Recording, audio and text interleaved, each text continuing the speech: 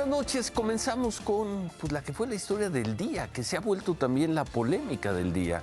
La Fiscalía General de la República procedió hoy contra un anestesiólogo del norte del país que, según esto, adquirió medicamentos con fentanilo sin tener la autorización federal, la de la COFEPRIS.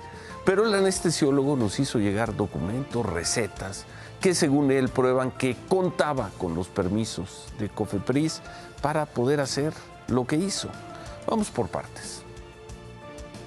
Me encuentro a unos 10, 15 patrullas, soldados de la Marina, soldados de la FGR, policías, perros.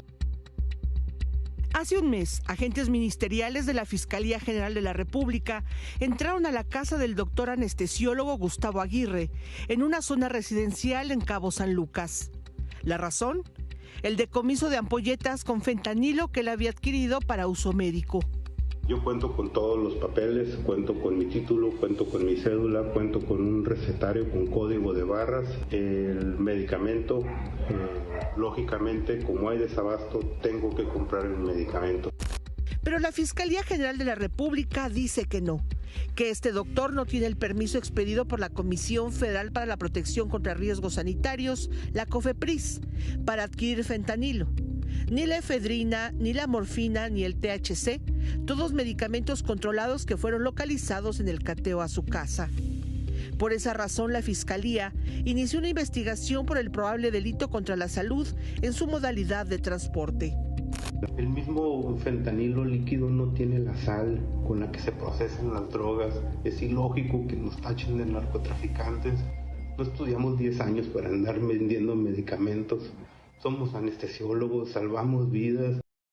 La Fiscalía asegura que el doctor Aguirre pretendió justificar la posesión legal de esos medicamentos controlados, exhibiendo su cédula profesional de cirujano y anestesiólogo, así como los correos de COFEPRIS, donde solicita el recetario especial con código de barras y código QR.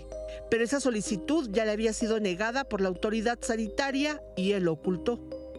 El doctor asegura que la Fiscalía ha violentado sus derechos y los de su familia por el trato de delincuente que le han dado.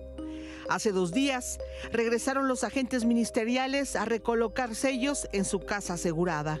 Me cierran la casa, tengo una hija de 4 años, tengo una hija de 1 año que se quedó sin casa. El gremio de médicos del norte del país salió este mediodía a manifestarse para apoyar a su colega Gustavo Aguirre. La consigna es justicia para el doctor Aguirre y la no criminalización del ejercicio médico. Si la autoridad no me está ayudando, que se haga responsable de estas pendejadas. Que se hagan responsables.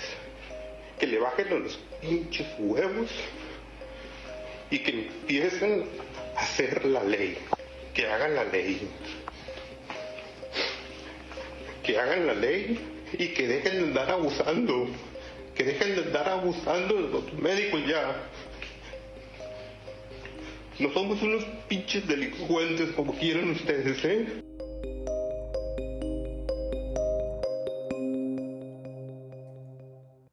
¿Qué pasa aquí? ¿Tiene o no el permiso? Veíamos parte de la respuesta o de la posición de la Fiscalía General de la República, la información que dio a conocer esta tarde sobre el caso del anestesiólogo. La Fiscalía argumenta que este hombre, el doctor Gustavo Aguirre, no cuenta con el permiso de la COFEPRIS que requieren los recetarios especiales. Recetarios con códigos de barras para medicamentos controlados por la Ley General de Salud. Y agrega la autoridad que el doctor había hecho el trámite para poder emitir este tipo de recetas, pero que la COFEPRIS no se lo concedió, lo declaró improcedente. Bueno, el abogado del doctor Gustavo Aguirre, lo buscamos esta noche, nos hizo llegar esta receta, la vamos a ver. Según esto, el doctor sí puede emitir recetas autorizadas por la COFEPRIS para medicamentos controlados y nos mandó algunas recetas. Ahí está un ejemplo, bloqueamos nada más el nombre del paciente.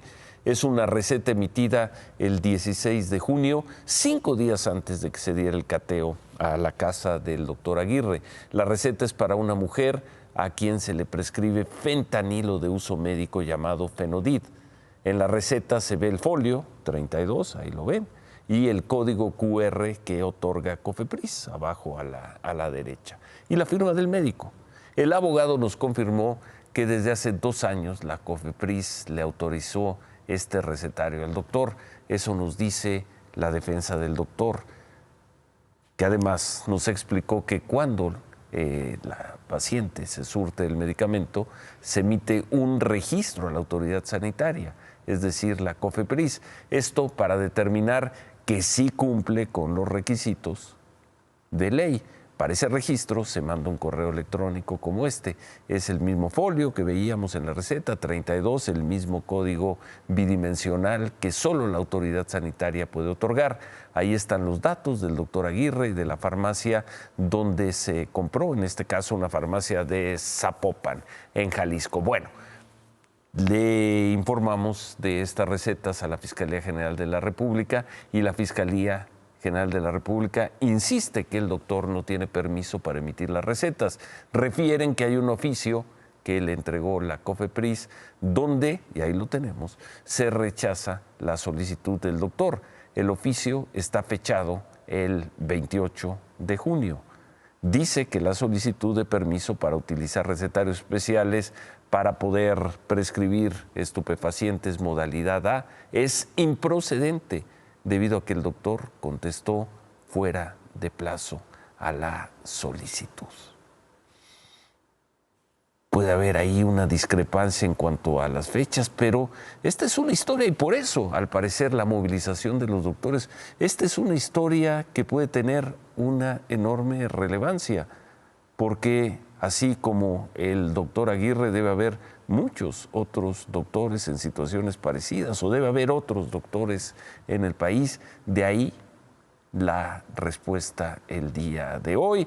Vamos a seguir con la información porque hoy toda la discusión es en torno del fentanilo y este tipo de medicamentos controlados. Hay una presión muy fuerte del gobierno de Estados Unidos contra el gobierno de México y hay anestesiólogos que además ante el desabasto tienen que hacerse de los productos. Dejamos ahí la información de este viernes. Seguramente el lunes, cuando nos reencontremos, tendremos mucho más. Bueno, en otras cosas, la prensa francesa, la de Francia, la de París, informó que una turista mexicana fue violada entre la noche del miércoles y la madrugada del jueves en París, cerca de la Torre Eiffel. Solo se dijo que es una muchacha de 27 años quien habría sido atacada por 5 hombres. La Fiscalía de París le confirmó a los periódicos Le Parisien y Le Figaro que ya hay 2 detenidos acusados de violación en grupo. De acuerdo con las autoridades, todo habría ocurrido en el muy céntrico Campo de Marte, uno de los jardines más conocidos en la zona de la Torre Eiffel, la zona turística de París. Este caso provocó un debate en la televisión francesa y conmocionó, por lo visto, y se están pidiendo, al igual que aquí, medidas más severas. C'est une touriste d'origine mexicaine, Alexia, qui dit avoir été victime d'un viol ici, sur le Champ de Mars, dans la soirée ce mercredi 26 juillet. Immédiatement, une enquête a été ouverte par le parquet de Paris. Ce qui s'est passé ici mercredi soir est horrible et je pense que je vais être plus prudente. Regardez les gens autour de moi. Déjà une pensée pour la victime parce que 27 ans, touriste mexicaine, viol en réunion de 5 personnes. Là, on parle pas de vente à la sauvette ou autre, aux Tuileries ou ailleurs. Il y a d'autres bars qui sont fermés la nuit. Pourquoi pas le Champ de Mars? Nous, non, nous ne sommes pas avec Anne Hidalgo en faveur de la fermeture du parc, parce que c'est un espace public, c'est un espace qui appartient aux Parisiens et aux personnes qui viennent le visiter. La fermeture du site la nuit, c'est une action rapide pour mettre fin à cette déchéance de ce site. Bien sûr qu'il ne pourra pas être fermé éternellement, sauf qu'il pourra être fermé pour les prochains mois. Et croyez-moi, s'il avait été fermé là, on aurait quand même évité un certain nombre de drames comme celui qu'on vient de vivre ces dernières nuits. Vidéoprotection existe dans cet espace du Champ de Mars. Il y en a aujourd'hui déjà des caméras qui sont en place. Et par ailleurs, on va augmenter le dispositif de vidéoprotection dans le cadre des Jeux Olympiques. C'est un aveu d'échec parce que la ville n'est pas capable responsable avec la préfecture d'assurer la sécurité des Parisiens et surtout des touristes. Vous imaginez l'image de Paris? C'est pas normal du tout. Discusión desatada por la violación de una muchacha mexicana, 27 años, violación tumultuaria en la zona de la Torre Eiffel de París. Por razones obvias, hasta este momento no hay más información. Eso en París. En la semana se conoció también el caso de otra joven mexicana que está desaparecida en Berlín, la capital alemana. Se llama María Fernanda Sánchez, 24 años. No se sabe nada de ella desde el sábado. Se cumplió ya 7 días. El sábado salió de su departamento. No se sabe nada de ella. Los padres viajaron a Berlín, amigos y colectivos han apoyado, imprimiendo, ahí veíamos, y pegando pósters, afiches, repartiendo flyers con su foto y sus datos. Para mañana, informaron, van a salir a hacer trabajo de brigadas con voluntarios para que ayuden a dar con esta joven mexicana. Qué cosa, el caso de París, el caso de Berlín, y además hoy se reportó la desaparición de otro mexicano, y pues también en la Europa Occidental, en Bruselas, en Bélgica. Se llama José Esquivel Franco, tiene 35 años, su familia no sabe nada de él desde el 13 de julio. Anoche presentamos esta imagen de los taxistas que atacaron una camioneta de transporte turístico en Cancún. Hoy la Fiscalía de Quintana Roo informó que esas 2 personas son acusados por los delitos de robo calificado, daños y lesiones. La Fiscalía aclaró que en esta agresión no se usaron armas de fuego. Los taxistas siguen a disposición, están muy sonrientes, los veíamos ahí, del Ministerio Público. Y bueno, pues se definirá su situación jurídica. Y hablando de taxistas, hoy taxistas bloquearon por más de 2 horas la vía José López Portillo, esto en el Valle de México, en la zona de Coacalco, Estado de México. Exigían una regulación más estricta de las aplicaciones de transporte privado. Llegaron las policías de Coacalco, quienes pues trataron de quitar el bloqueo.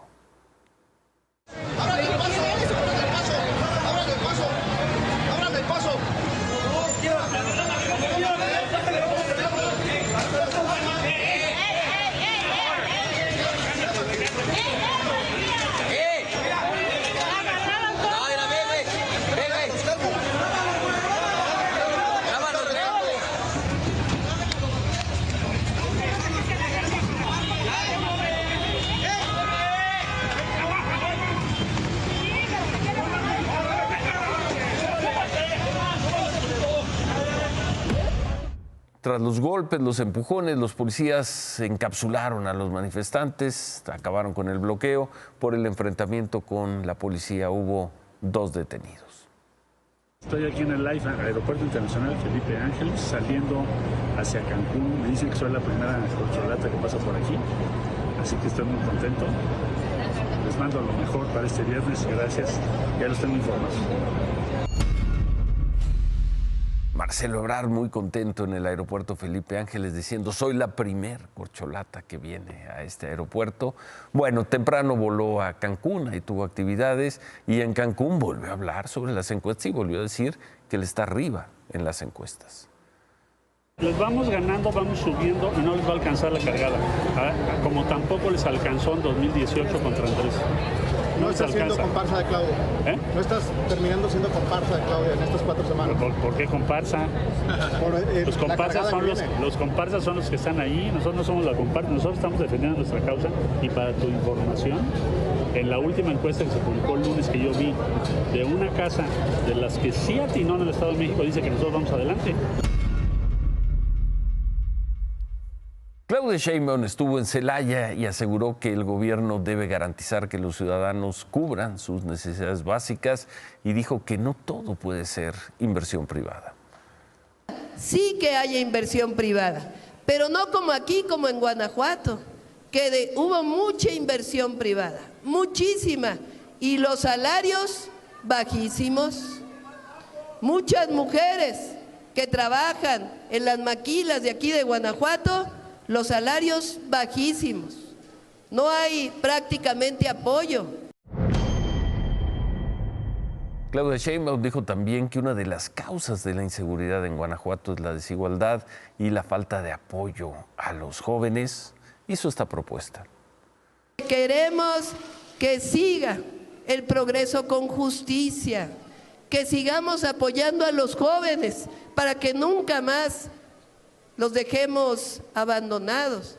Miren, yo en la Ciudad de México como jefa de gobierno hice 2 universidades públicas y eso es lo que queremos que continúe, que se hagan todavía más universidades para que los jóvenes no sean rechazados de ninguna universidad.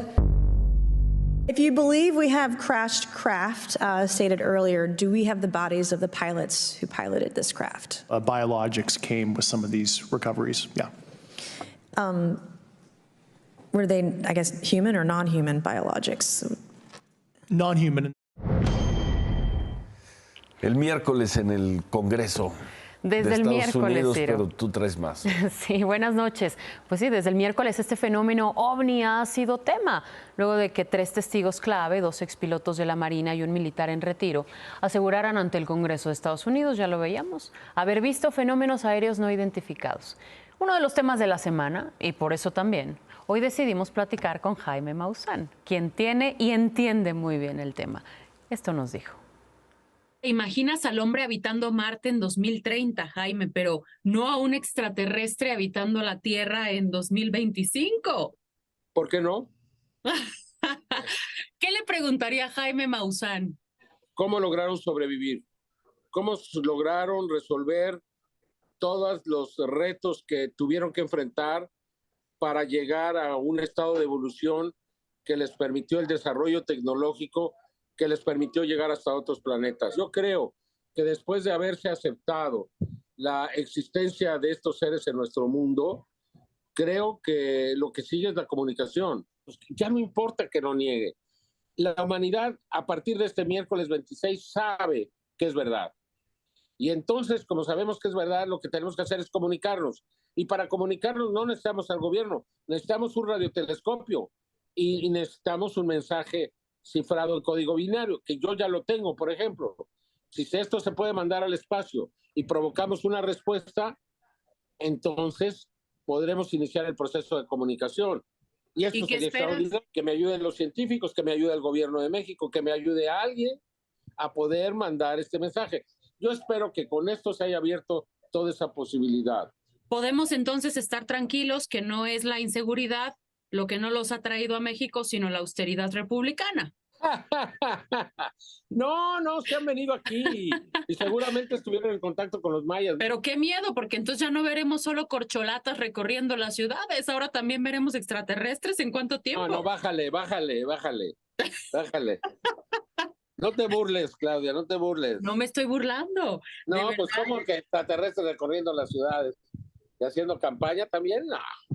No lo sabemos, Jaime. Ah, caramba. Al paso que vamos. A lo mejor sí votaríamos por ellos, ¿no lo crees? ¿Votarías por uno para presidente de la República? Claro, imagínate a dónde nos llevaría. Llegaríamos antes de lo previsto a Marte. Conquistaríamos el universo, la Vía Láctea, nuestro sistema solar y mucho más. Por eso creo que lo más importante ahora no es ver las naves extraterrestres que tiene el Pentágono o los cuerpos que tienen. Yo ya vi algunos, ya los tuve en mis manos. Eran seres de 60 centímetros. Por cierto, encontramos que tenían huevos en su interior. O sea, no eran, y no eran reptiloides, ojo. Y además tienen diversos aparatos que demuestran que tenían una tecnología muy avanzada. Y Claudia, todo eso existe ahora. Te aprecio mucho esta entrevista. Bueno, a ver cómo la aprovechas. Seguro. Ahora el reto es tuyo. Seguro lo haremos. Se divirtieron. Sí, ¿y qué dijo también? Que ya no es una opción, que es una obligación entrar en contacto con seres de otro planeta. Eso dicho por Jaime Maussan. Por lo pronto sí, hoy los congresistas demócratas dijeron que a través de una iniciativa van a obligar al gobierno de Estados Unidos a revelar toda la información que se tenga sobre la posibilidad de vida extraterrestre. Lo veremos. Ya regresando a la realidad y a nuestro país, en Chiapas, integrantes del Frente Nacional de Lucha por el Socialismo incendiaron un tráiler que transportaba azúcar y un camión repartidor de refrescos, dejándolos atravesados en plena entrada principal del municipio de Venustiano Carranza. Ayer también incendiaron otro camión en el municipio de Ocosingo. Son protestas que llevan ya 48 horas. Y todo esto porque exigen se castigue a los responsables del asesinato de uno de sus compañeros ocurrido en Veracruz este domingo. Bueno, pues gracias, Claudia. No me puedo ir. No me puedo ir, Ciro. Luego de las declaraciones de la directora de censos del INEGI, Susana Pérez. Desde ayer. Bueno, que fueron el miércoles. Pero desde el miércoles, ayer Susana insistió Pérez, de que pagaron al crimen organizado para poder realizar el censo agropecuario 2022. Pues el instituto detalló cada uno de los incidentes que se han dado para realizar este censo, o se dieron para realizar este censo.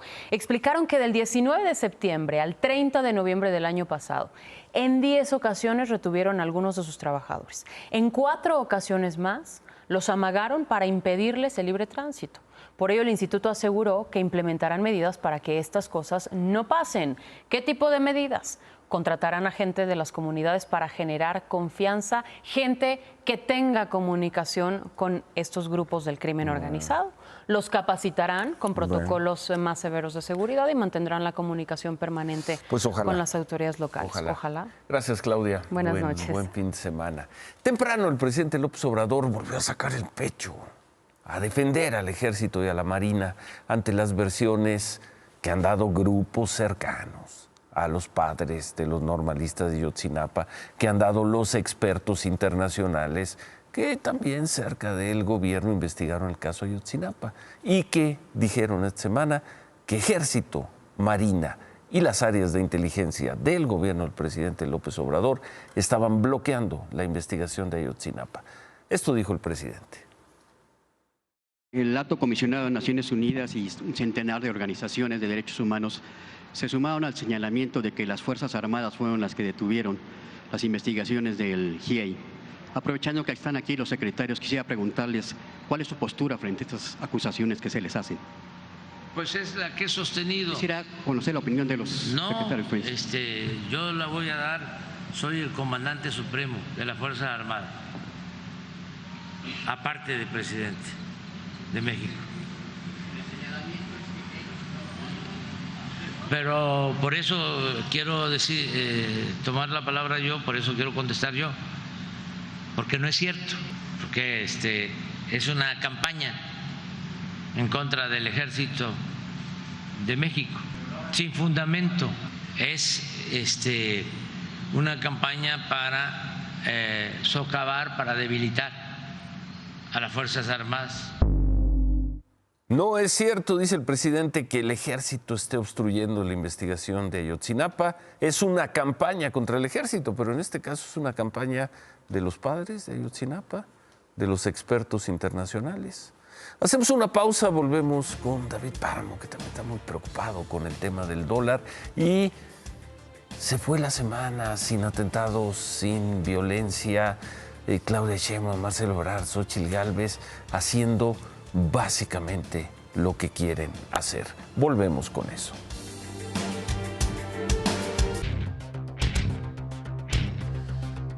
Antes de 1995, el tipo de cambio sí era muy relevante.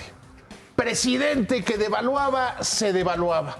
Y nos quedó un trauma a muchísimos mexicanos. 28 años atrás. De que el nivel de tipo de cambio tiene que ver única y exclusivamente con la gestión económica del gobierno. Sí. Cuando tenemos un tipo de cambio fijo hasta 1995, hay una manera muy buena de explicarlo.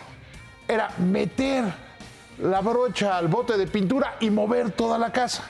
Cuando se tenía que mover el tipo de cambio, que te recuerdas que decían deslizamiento, ajuste, era porque todas las demás variables económicas ya habían fallado. Pues un poquito de paciencia, es viernes. Ahora es al revés. El tipo de cambio es una variable de ajuste. Es el primer amortiguador. Ahora se mueve la brocha y no se mueve la casa. Ahora, puede moverse el tipo de cambio y no cuesta reservas, no cuesta tasas de interés, no pasa nada. Todo esto porque sigue muy Hoy muy cerró la barato el semana dólar. en 16.68. Sí. Es un nivel que no veíamos hace más de 5 años. O sea, verdaderamente bueno. Pero como nos quedó el trauma nacional. ¿A ti? No, a los mexicanos en general. Al promedio de los mexicanos, hay unos que dicen, vean qué bien ve el gobierno, porque el tipo de cambio está ahí. Y otros que dicen, no, es que no sé qué. La verdad es que depende cómo estés parado en materia de tipo de cambio. Déjame ponerte un ejemplo. Si tú pagaste tus vacaciones en dólares ahorita, pues tengo que pagar más. Si tú te vas a ir de vacaciones en 15 días, vas a pagar menos. Depende de dónde estés parado, en qué lado de la economía. No entiendo, ¿a dónde vas? A que depende de dónde estés parado, no es necesariamente ni bueno ni malo. Si hoy, a ver, es que eso no es cierto, David. Si hoy el dólar estuviera a 24 pesos o a 26 pesos, sería un escándalo, sería un desastre. Sería, y tú serías pero el sería primero, muy bueno para... tú serías el primero en decir, no, es Pemex, y es quién sabe qué. No, déjame decirte, depende de dónde estés parado. Si, hoy, con el nivel de tipo de cambio que tenemos, Pemex redujo su utilidad en 70%. Si eres exportador y estuviera en 24, estarías feliz. Sí. Si recibes remesas, estarías feliz. Con este nivel, los que están en el sector turismo, los que reciben remesas, los que exportan, no está viendo bien.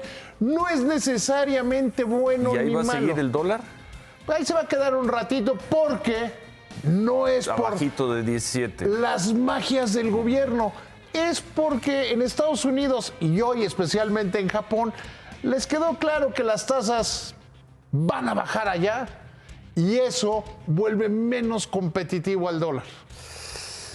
Bueno, no es un tema de orgullo nacional, es un tema de dónde estés parado. Bueno, en vez de rematar, despídete con un Viva México. ¡Viva! No, porque... ¡Sí! Sean felices. ¡Viva México! Todo está bien. ¡Viva México! Bueno, adiós, David. Nos vamos a pausa y al regresar, mucho ruido. Pero ahí van Claudia, Ebrard, Xóchitl, ahí van en paz, sin atentados. No estuvo mal la semana, volvemos. Mucho ruido, mucho ruido, pero al final de la semana Claudia Sheinbaum siguió pues con sus recorridos, Marcelo Ebrard siguió con sus recorridos, Xóchitl Gálvez siguió con sus recorridos. Además, el presidente López Obrador aseguró, lo dijo hoy, que no promoverá un eventual desafuero de la senadora Xóchitl Gálvez. Mucho ruido, pero estamos viviendo el proceso electoral más transparente y quizá el más apasionante del México contemporáneo. Y hasta el momento en paz, sin atentados ni nada de eso. Mucho ruido, pero no está mal. Al menos esta semana no estuvo mal. Se quedan con qué importa. Gracias, buen fin de semana. Ánimo.